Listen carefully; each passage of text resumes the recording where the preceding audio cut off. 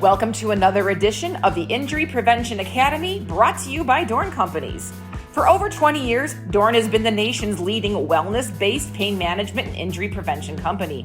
Through our customized ergonomic education, training, and tech solutions, DORN has helped nearly 120,000 employees over that time. With an annual ROI of nearly 600%, we have saved employers over $100 million in workers' comp and healthcare costs. I'll be your host, Cheryl Roy, and we will be diving into the various facets of all things safety in the working environment. Welcome. My name is Cheryl, and welcome to the Injury Prevention Academy. With me today is Miss Pam Walaski. Pam is a CSP FA SSP, has been a dedicated OSH professional for nearly 30 years. She's the owner of River Lure OSH Services, faculty member at Indiana University of Pennsylvania's Safety Sciences program, University of Alabama's Advanced Safety Engineering Management program, and the EHS program at the University of Maryland Global Campus. She was awarded the honor of Fellow from the American Society of Safety Professionals, the ASSP, in 2022, and will become the ASSP's president on July 1st of this year. Welcome, Miss Pam. How are you today? Fine, but everybody keeps saying that, and I keep thinking, oh my God, every time it's like 30 days and it's 20 days and it's the countdown. It is like so right around the corner. It is right around the corner. And I'm ready. I'm excited. It's been something I've been on the board for a while, but it's the reality of it is really hitting me every day. Somebody reminds me. So I'm looking forward to it. It's going to be a great year. 100%. And I absolutely want to get into that. But first, I want to do a little bit of kind of background on you. So I'm really looking forward to the discussion, especially in the light of our upcoming conference. But want to start with a few EHS questions. Sure. So what attracted you to this discipline? Well, it's interesting. I spent the first almost 15 years of my professional career as a social worker. Okay. I got a degree, an undergrad degree and a master's degree in social work, and I did that kind of work for about 15 years. And eventually I realized that all of the times that I kept hopping from one job to the next because I wasn't satisfied, that it wasn't the organizations that were the problem that I was working for, it was me. It was not a fit for me. And when I had that aha moment, I went back to school and I got a degree in environmental protection science. Mm-hmm. Started working for a consulting company, and one day one of the principals called me into their office and said, you know, we need somebody to lead our safety program here, and we'd like you to do it. And I said, why me? I don't know anything about safety. and he said, yes, but you're smart, you learn fast, we think it'll be a good fit for you. And he was right. And so 30 years later, that's where I am. So I did not start in my degree with a degree in safety. In fact, I don't even have a degree in safety, but I've been doing this for 30 years now. Eventually got my CSP, joined ASSP, and have been pretty active with that group ever since. That says a lot about you as a person, if they're willing to go ahead and roll the dice with that, with the background that's not in safety. That's very cool. Good for you. Right. Yeah. And I'm honestly, well, it was a long time ago. I'm not sure that they knew exactly what they were doing. They just knew they needed somebody, and they knew that I seemed like a competent person. And at that point I was in my mid 30s. So I wasn't, a brand new person. So gotcha. It worked out. It worked out as those things often do. Exactly. So moving into EHS, over the last few years, we've seen a migration from the traditional role of like regulatory compliance, environmental, injury prevention, which now includes, infectious disease management, the impact of mental health and wellness, ergonomic risks, as well as like all the technological advances that are everywhere. Mm-hmm. How have you seen your clients adapting or struggling with this? I think struggling is probably a good way to describe what I see and what I've been working with. I think there are a lot of challenges for organizations who are trying to understand the more broader based understanding of the workforce and how we help manage the workforce and how we help the workforce work safely and manage their risks. And there have been a lot of emerging approaches and evolutions that have been happening, really, I think, just within the past 8 to 10 years. It seems faster to me in the past 8 to 10 years. And so it can be a challenge to keep up with it and to understand how it all fits together. And so that's kind of the role that I've been trying to play with some of my clients, and the role that I think the members of ASSP are trying to play with their organizations, where we have to figure out how to integrate all of these approaches together. Because at the end of the day, the workforce, the people, and keeping them safe and helping them work as safely as they possibly can. That's the ultimate goal. And whether it's through a regulation or a risk assessment or total worker health or ergonomic adjustments, whatever those are, that sort of comprehensive approach is always going to be the best way to go. Absolutely. Absolutely. So how can EHS play a role in corporate sustainability, which has become the new discipline in many large organizations? Yeah. So going back to the comment I just made, sustainability is about people. People are at the heart of any thriving organization. Right. And if the people in your organization are not healthy and well and able to do their job to the best of their abilities, then your organization is not going to be sustainable. And I think many organizations are beginning to connect that dot between the thriving workforce and the sustainability of the organization. And I'm starting to see a lot of advances and engagement in putting those two pieces together.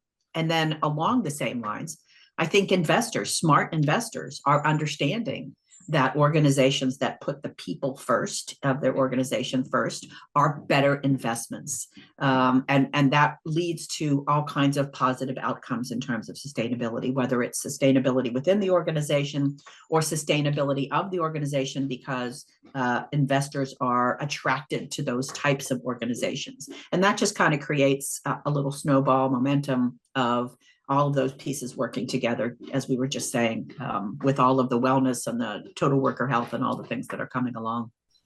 I feel like since the worldwide pandemic that we had, if anything good could come out of that, it's a lot of roles are becoming much more proactive these days versus reactive, which I think just sets us up exactly in everything that you just said to be much more functional and being sustainable, especially when we're getting down to our workers. I mean, that's the nuts and bolts.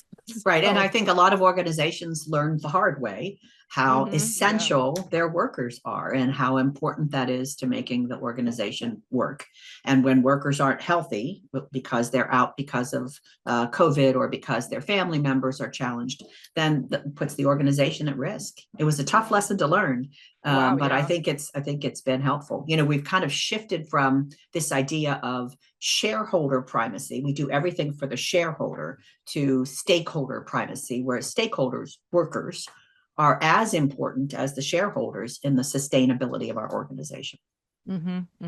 So in my research of you, which you were in my research of you, and I was doing a little homework on you, it was really neat to kind of go through a lot of your information, especially on your LinkedIn page. There was a quote that you had in there regarding worker fatality, and it was mourn for the dead, but fight like hell for the living, which I know kind of coincides with what we just talked about in your core philosophy and the importance of EHS in our culture. As you have grown into this position and make statements like that, do you feel that's widely accepted now, where we're seeing, as you said, stakeholders and everybody else who's involved in this? Can you speak a little bit to that core philosophy? Is that just the core of what everything is for you for this? Sure. And just to make a quick point, to attribute that phrase, that's often used on Worker Memorial Day. So I did not come up with that phrase. I want to make sure that that's clear. I have no idea who did, but I see it every year on Worker Memorial Day. People post about Worker Memorial Day in April. And that was something that I generally, when I do a post on Worker Memorial Day, that's kind of what I say. But thank you for clarifying that. Sure, no problem. Great phrase. It's important to understand, as you said, that that the fatality rates and the rates of serious injuries that we have seen historically and are continuing to see are continuing to be a challenge for our organizations. And we need to figure out ways to manage that process, because the number of fatalities that we have in the United States that get reported by BLS every year are not acceptable. They're just simply not acceptable. And it's more than them not being acceptable. It's that people are dying from hazards that we know how to control. We've had a standard on lockout, tagout, and entering confined spaces and working at heights, a compliance standard from OSHA for many, many, many years.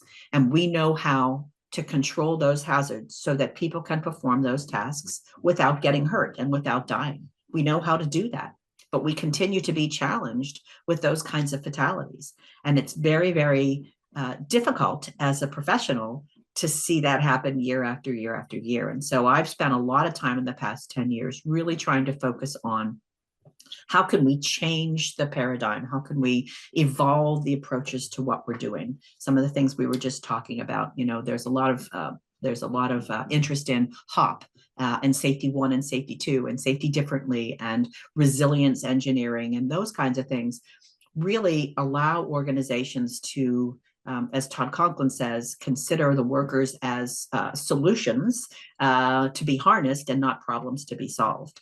And figuring out how to partner with workers and the workforce to create a system within their organization that allows workers to work safely and, as some other folks have said, to fail safely, so that when the system doesn't function the way we believe it should, that we can still come out of it safe and unharmed.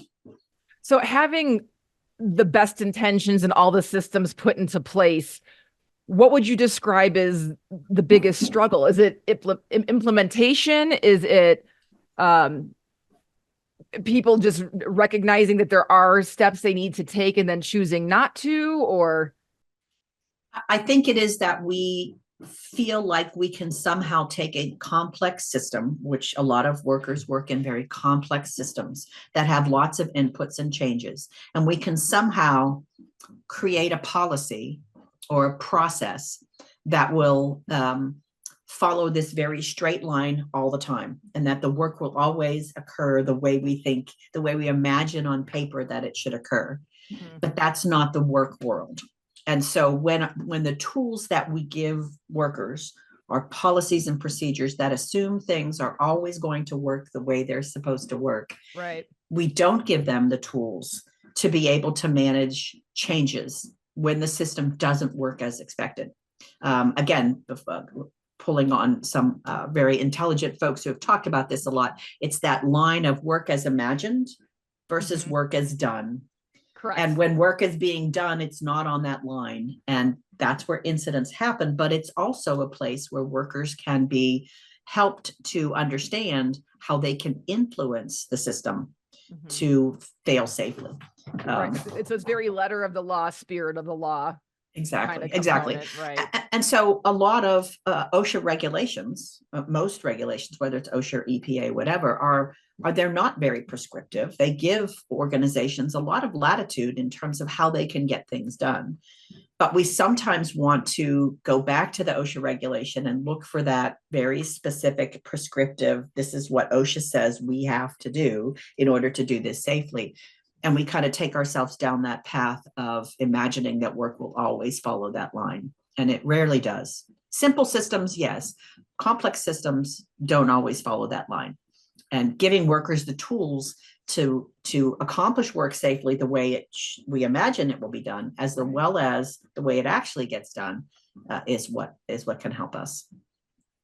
Okay, so speaking of OSHA, with their updates to regulations, ergonomics has become an increasingly important aspect to EHS. I mean, at DORN, we obviously see the need to be proactive across these industries and have a strong employee ergo and wellness program. What advice would you offer to organizations to stay compliant with the new OSHA updates that are coming out?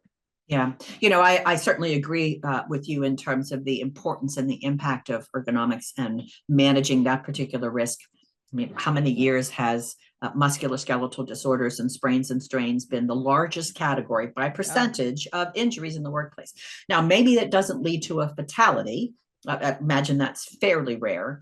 But for lots of workers, those chronic and unaddressed risks lead to life-altering injuries and concerns. Somebody who has to have surgery to correct musculoskeletal disorder, that's a life-altering event. And so going back to the front end of where the work is being done, I think is really, really important. It is difficult for us to wait for OSHA to solve some of the problems because of the restrictions that they're under in terms of keeping their regulations current and updating them. Right. And so we know that there are lots and lots of other resources that are out there for us to manage those kinds of risks. Ergonomics has a wealth of tactics and operational strategies for organizations to use to identify those risks and correct those risks. Ergonomics is, I mean, there are thousands and thousands of people who have dedicated their life to that and can help an organization that is struggling with that kind of a challenge, assuming you don't live in one of the states where there is actually a regulation like California, right, for dealing with those kinds of risks. So organizations, it is important to stay on top of regulatory changes and be aware of them, and also to do what you can to help influence those changes by participating on task forces and testifying at hearings and submitting comments on proposed regulations. We are not the simple receivers of OSHA's decisions on how to manage things. We actually do have the opportunity to provide input to OSHA as they develop regulations and make reservations. And so an organization can take on that role as well, whether you take on it by yourself or whether your trade association submits comments to OSHA and participates in various kinds of activities.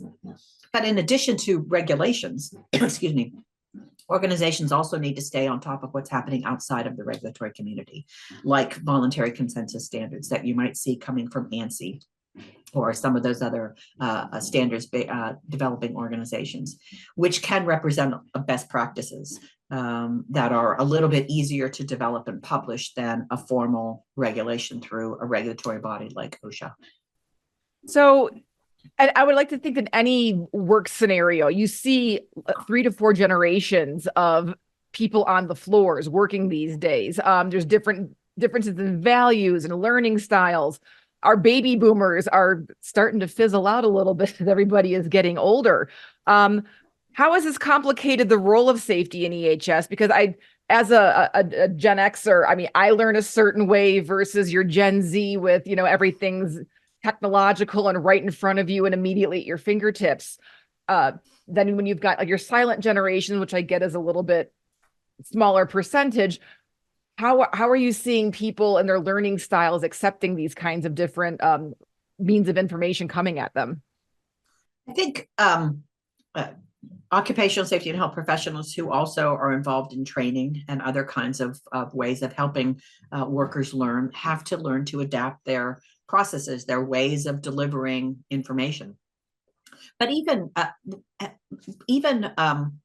they're all adults. Everybody that we're talking about, regardless of your age range, we're all adults. And so starting with the understanding that adults learn differently than children, and standing in front of a group of adults for 8 hours and teaching them about a particular topic is not an effective way to help workers learn and integrate those kinds of practices. So no matter what the age range is, understanding how adults learn.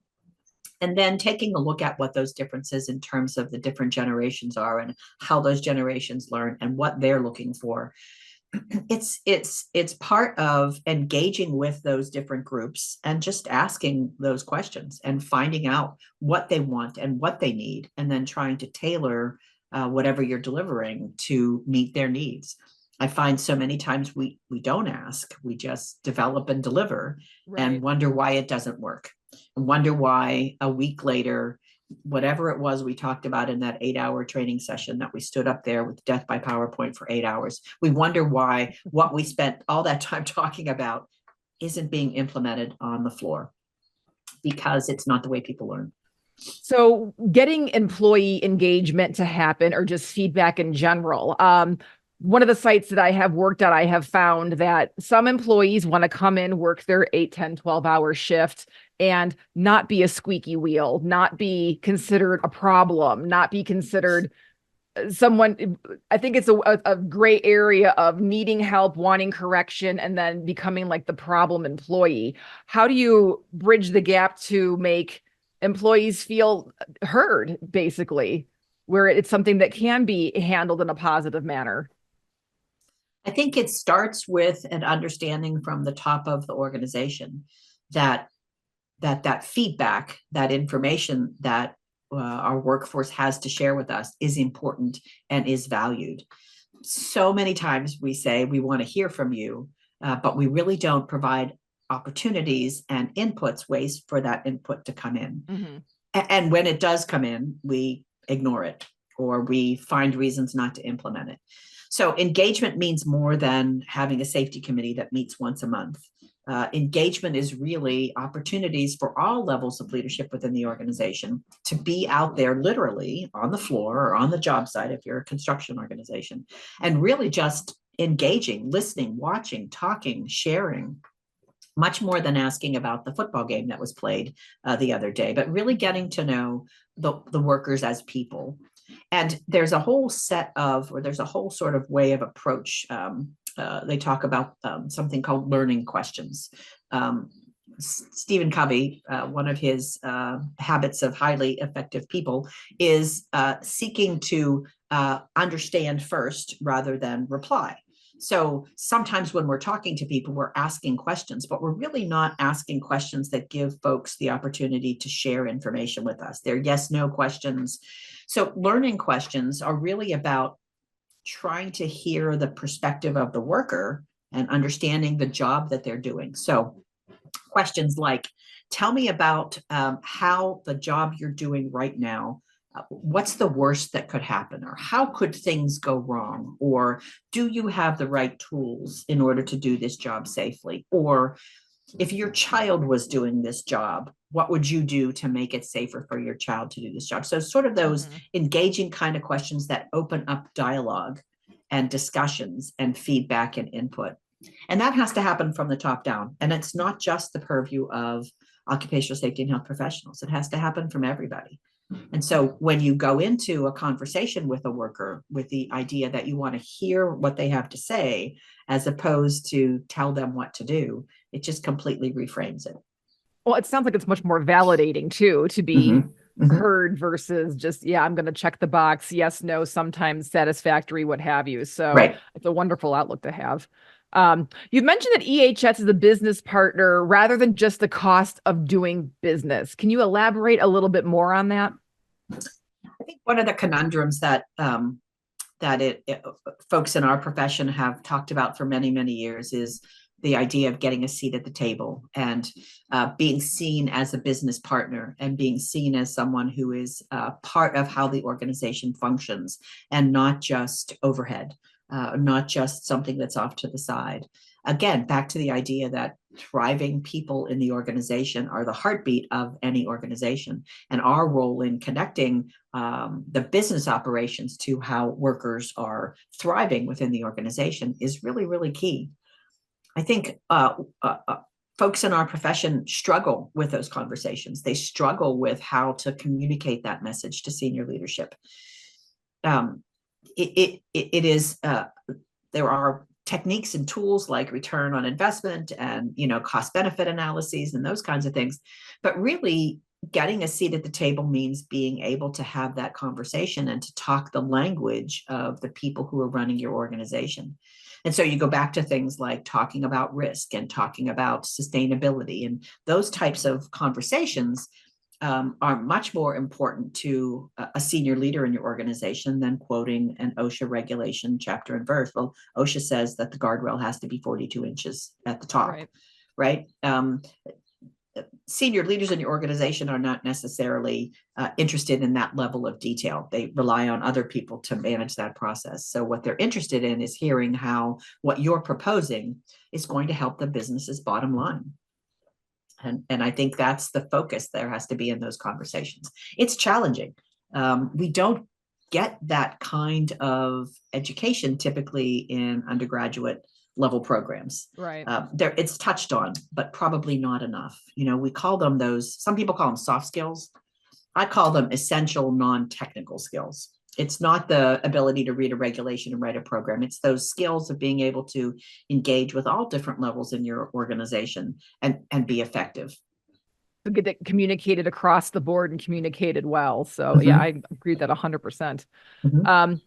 I do want to switch over to your new role that is coming up for you. So again, you are the new president of the ASSP. Congratulations. Thank you. So starting in July, do you have a platform or agenda that you have for your upcoming term? There's a couple of areas like anybody in this role that I'm hoping to focus on and that I'm hoping to be able to use. The first one has a lot to do with what we've just been talking about, and that is the emerging approaches and how safety professionals need to be positioned to utilize those emerging approaches. And so part of ASSP's role, one of the domains of our strategic plan is trusted advisor.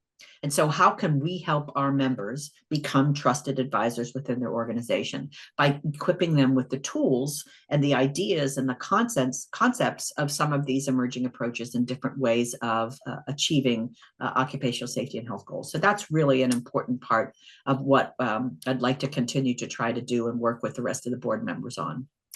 The board has always taken a very strong role and appreciation of DEI, or DEIB, as some folks have added the belonging to that as well.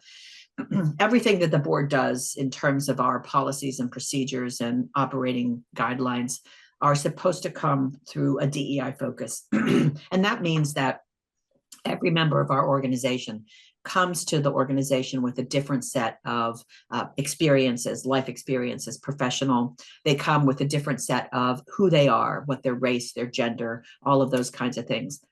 And as a society, our job is to identify barriers to our members for participation and to remove those barriers. And so we've been working for a number of years to really put our focus on that area.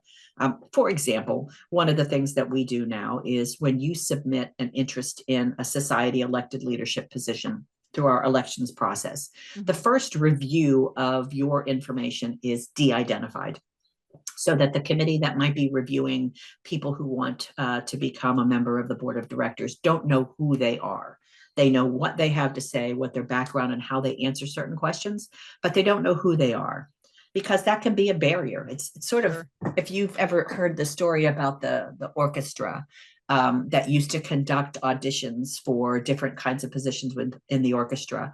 And one of the things that they started doing was that they started putting the auditioner behind a screen, so that the people sitting in the audience who were listening to that person play their instrument were evaluating that person based upon what they were hearing and not what they were seeing. Yes. And we all have unconscious bias, and it's not necessarily a deliberate bias. Everybody has unconscious bias, and anything we can do to kind of remove that is very important. So that's something that I hope to continue to work on.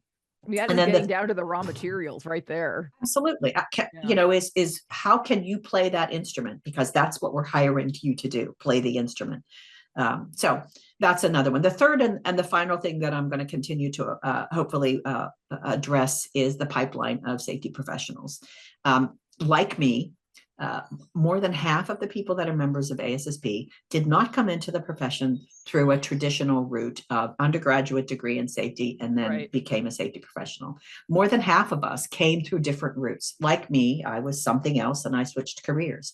We have a lot of people that come in through the military after military service. We have a lot of people that come in because they were a craft worker in an organization and somebody pegged them and said, you really seem to be passionate about this. Would you like to? And so finding ways to continue to identify the different paths into our profession and what do people at those different places, how, if you think about a road, kind of curving roads, people come in and off and on the road in a lot of different ways. And so how can we make sure that wherever our member hops onto that road, that they find the experiences, the tools, the strategies, the services and products that they need to become the safety professional that they want to be. We say that we want to meet them where they are with the information that they need when they need it.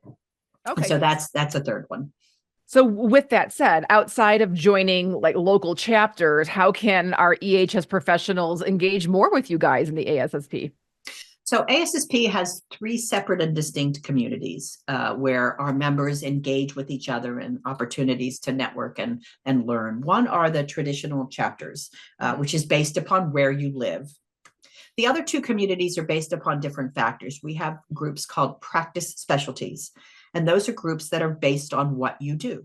Right. And so, for example, we have an ergonomics practice specialty. So members in our society who are in the field of ergonomics or deal with that on a regular basis can join that practice specialty and work with other people who are part of and doing that kind of work.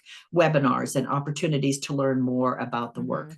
We have practice specialties for construction workers, for people who do risk management, for people who do training and communications. And then the third group is what we call common interest groups. And those are people based upon how you identify. So we have a common interest group for emerging professionals, for Blacks, for Hispanics, for women.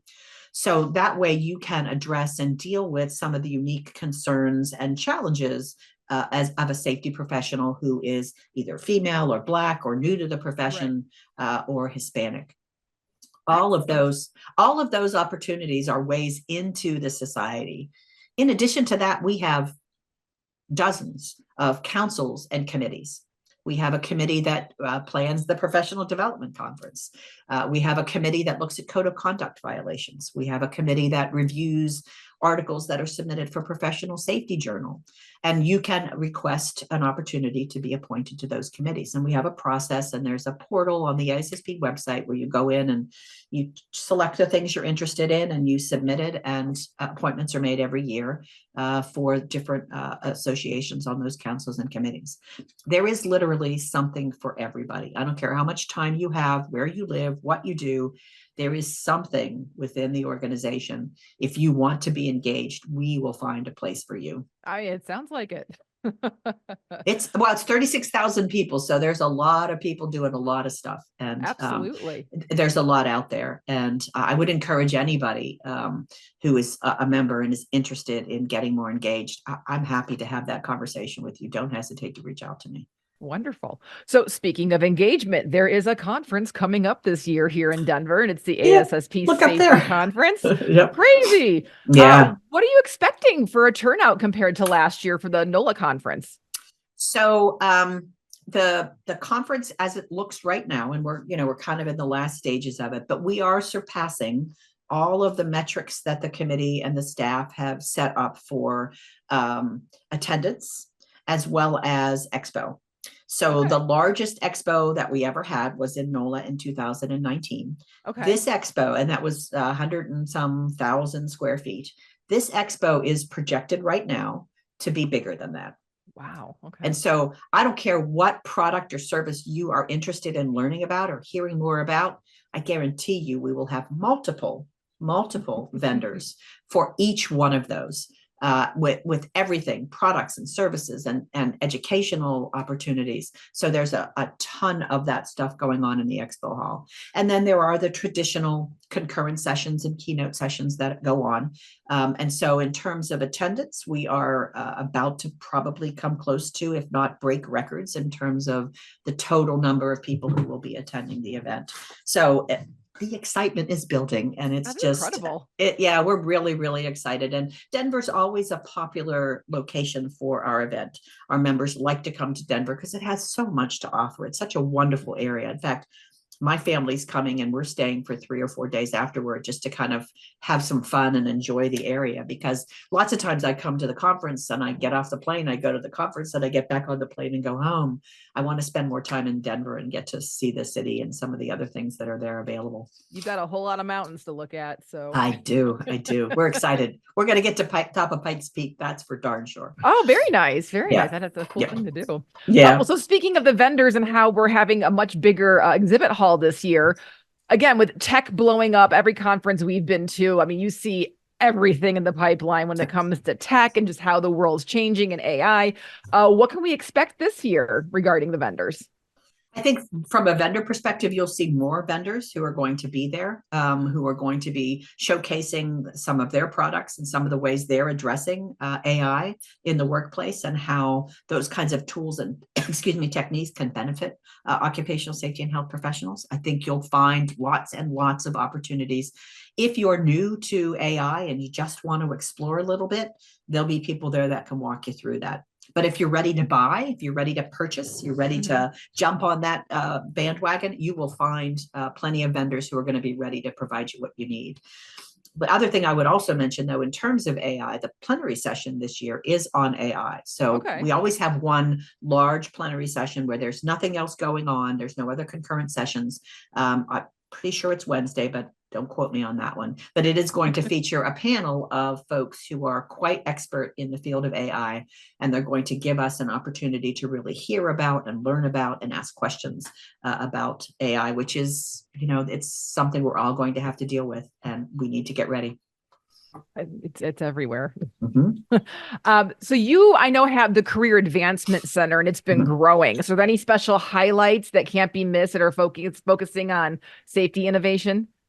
I think, well, not so much on innovation, but I think there'll be lots of flash sessions as we typically have in the Career Advancement Center. But, one of the things that we do every year, we've done it for the past couple of years, is you could get a headshot. So if you are a professional who doesn't want to pay hundreds of dollars to someone to have a professional headshot done, we will have certain hours in the Career Advancement Center where you'll have the opportunity to go in and have a headshot taken for free. Oh, that's really nice. Yeah, it's a pretty cool, people line up for it pretty well in advance of when that opens up. So if that's something that's of interest to you, you want to check those times and make sure you're ready to get in there and have that done. And they're very well done. But I think you'll also see in the Career Advancement Center opportunities for people to engage with where do you want to be and where do you want to go with your career. And I think we'll see more and more opportunities, not just job boards, that'll be part of it, where you can go and look and there'll be opportunities. But I think you'll see more recruiters and other folks in that arena. All right. So just to hit upon the headshots again, because I think that's really very cool. I assume it's an appointment thing. Is this something that we can find on the ASSP website? Yes. It is on the Safety 2024 website, which is a separate website, but it is not appointment. There are hours that they're open and available to do that. And so you just have to check when those hours are and go into the Career Advancement Center. You'll see it's set up and just get in line and get it done. So because it's so popular, it's important to make sure that you get there early, because if you wait to sort of the end of the session, the line may be too long to be able to accommodate you. You heard it here first. Get there early. Get there early. So I know we talked a lot about the Career Advancement Center and how that's growing. So how can the conference support the evolving needs for the professional development? Is it just in this one area, or is it more a shaking hands, getting to know the people around you and just taking a vested interest? A lot of folks say that one of the reasons they come to the PDC, in addition to the Expo, which is also always a very big draw, is for the networking opportunities. It is for the formal networking opportunities. We have a social night out where people get together, but it's also the informal, walking down the hall kind of conversations. You run into somebody and you start chatting, maybe in the bathroom, and you find you're going to the same session together. So you walk to that session together, you sit next to each other, and now you've made a new colleague. All of those opportunities, as well as some really amazing concurrent sessions where you're going to hear from some really top-notch speakers on a variety of topics, anything from leadership skills to business development to risk management, safety management systems. There will be a number of AI-based sessions that folks will be able to pay attention to as well. So a lot of different sessions. I believe there are several hundred of them each day during each of the concurrent session blocks. The challenge for me is always in each of the blocks, there's usually 10 or 12, and picking one is always so hard. It's always so hard. Absolutely. It's crazy how big this is. I'm very excited to attend this. Have you been to one before? I have, yes. So this is Chicago. I was in Chicago. I was in Chicago is my hometown, so I was excited to be there for that. I was out there last year, and I think I made more networking connections basically just out of chatting and walking around and just being social with people, because someone knows somebody who knows someone that people just tend to connect, and it's a wonderful atmosphere. So it is. It's very engaging. It's very friendly. Everybody's, happy to be there, interested to learn. And, we're all about sharing with each other. I'm sure it's true about a lot of professions, but one of the things that I think is true about occupational safety and health professionals is we want to help each other. And all you have to do is ask, and somebody will be there to help you, and somebody will have an answer to your question. And that's very true of the group of people that attend our conferences. Nice. So this year features a Wise PE fashion show that I hear you're going to be a first-time model in. I know. I've attended, I don't know how many years we've had it. I want to say it's been 3 or 4. But this is my first year being a model. And I've sat in the audience and I've always said, I've got to do that next year. And I finally got myself signed up in time, because they run out of space. They only have, a lot of people want to participate in it. So I'm actually going to be a model this year in the fashion show. I believe that I'm going to be wearing some FR apparel from a vendor. And all of the vendors, of course, are the ones that provide the apparel for the people that wear it. And those are all vendors, whether they are specific to PPE for women or whether they are a traditional vendor who also has a line for women. They are all very carefully selected to make sure that they have a real attention to PPE for women and fitting PPE for women. So, which, I mean, again, coming off the pandemic, it's not a one-size-fits-all industry. So it makes sense to have that there. Do you have any insider tips on some of the unheard of and new to us EHS fashion trends that are coming our way?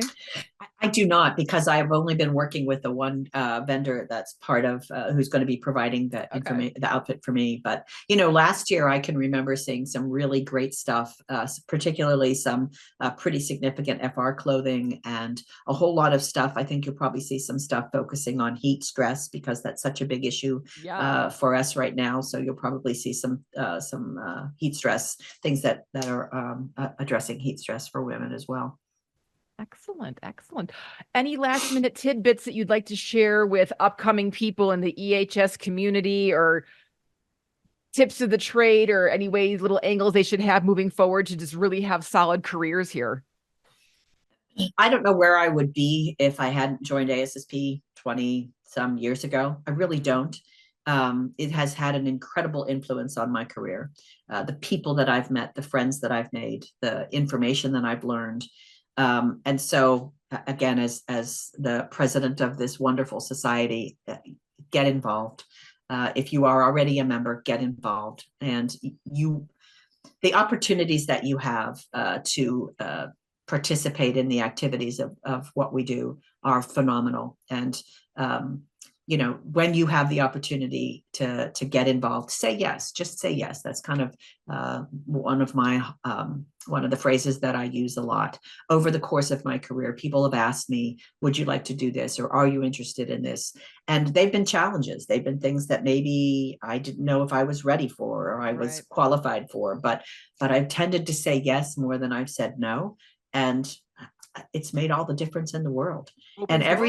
Absolutely. And every experience hasn't been perfect, but at the end of the day, I'm still glad I said yes, because I've learned from all of those opportunities. And so that would be my recommendation to people, is just say yes, get involved and get engaged, and you'll be amazed at where you find yourself in a couple of years. Excellent. Well, Miss Pam, it was a pleasure chatting with you, and I cannot wait to meet you in person at this year's conference. And I will throw out there, anybody who's going to be in Denver in August needs to come by this conference if they can. It's going to be down in the Denver Convention Center. Miss Pam Walaski, who is now our OSH professional for nearly 30 years, is going to be our brand new president of the ASSP starting this July. So looking forward to all the exciting things that we're going to see happen in 2024 and beyond. So absolutely. I appreciate the opportunity to talk a little bit about myself as a professional, but most importantly, to focus on ASSP and the upcoming conference, because we're all looking forward to sharing Denver with you. It's going to be huge. We're excited. Thank you so much, Pam. Thank you too, Cheryl. Bye-bye. Bye-bye.